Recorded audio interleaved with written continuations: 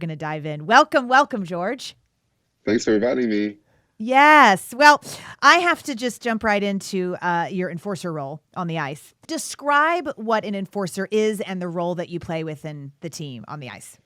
Well, it's not something that I'm really proud of, but it was my job. And one of my job was protecting the star players. And to do that, sometimes you have to fight. Fighting is legal in hockey, but slowly it's coming off. They're taking fighting out of the game because of the danger of it. They saw what the head injury did in the NFL, and they want to take the head injury out of hockey. I feel really fortunate after 13 years that I haven't suffered from any concussion, any brain issue from all the fighting. But it was a tough job to do. I did it for 13 years. I'm okay today. I'm glad I am. I'm really one of the lucky ones. But I wouldn't recommend anyone to do this because it was a hard job, especially the fact that we're doing fist fight, no gloves or anything, right? So right. I feel really fortunate. Okay.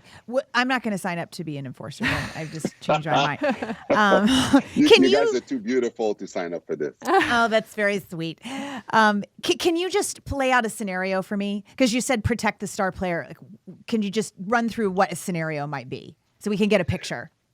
Well, sometimes, hockey is so physical, right? You can do body checks. So let's say, a fourth line player, because there's four line in hockey, usually the fourth line is always the bigger guy. So if you get big guys hitting, a star player on the team, then you want to, teach him a lesson that not to do that. Don't be physical against your team. So you might go after him and say, hey, you ran one of my players, you have to answer to me.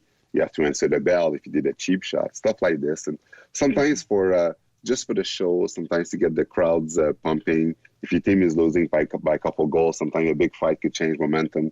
There's so many different reasons why you would get into a fight. But again, you really have to be a hockey fight to understand that, because a lot of people that came and watch hockey, sometimes they looked at the fight, they're like, isn't the point is to put the pucks in the net? They didn't quite understand that. So it's quite ironic, actually.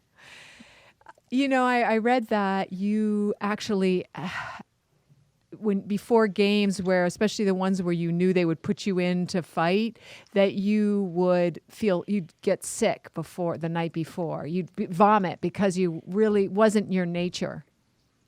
Yeah, no, I never grew up to be a fighter. When you're a kid and you play hockey, you think that, you're going to be there for your skills. I never thought I was going to do that.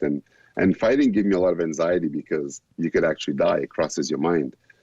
Fighting on the ice, you never know what could happen, right? And fighting big guys, again, the thing you always hope is that you're okay after, and the other guy is okay too, because the goal is not really to hurt anyone. It's just not to get hurt and not to look bad in front of millions of people watching you. So, yes, because of the anxiety I did before games that I knew it could happen, I would meditate and pray a lot to calm myself down because it was really intense. The hardest part of fighting is always the night before, getting into it, the anxiety, because the fighting itself, because of the adrenaline, you don't feel much when it happens, but the building up to it is the hardest part. So you are of Haitian descent, right? Your parents, yes. And they immigrated to Canada. How old were you? I was born in Montreal, actually. My parents came to Montreal at 20 years old to give a better life to my brother and my sister, because they live in Haiti in the Duvalier time, where the government was slaughtering a lot of people. So thank you so much for tuning in today. If we helped you in any way, then click the subscribe button and let's keep hanging out together. We have so much more to share with you. And if you need more information on actually making the switch for good, please visit us at switchforgood.org for loads of info. And you can subscribe to our mailing list where you will receive all sorts of super cool gifts, discount codes to our very fave dairy-free products, and a lifetime of powerful health tips. So join us on the journey to switch for good. This is the future.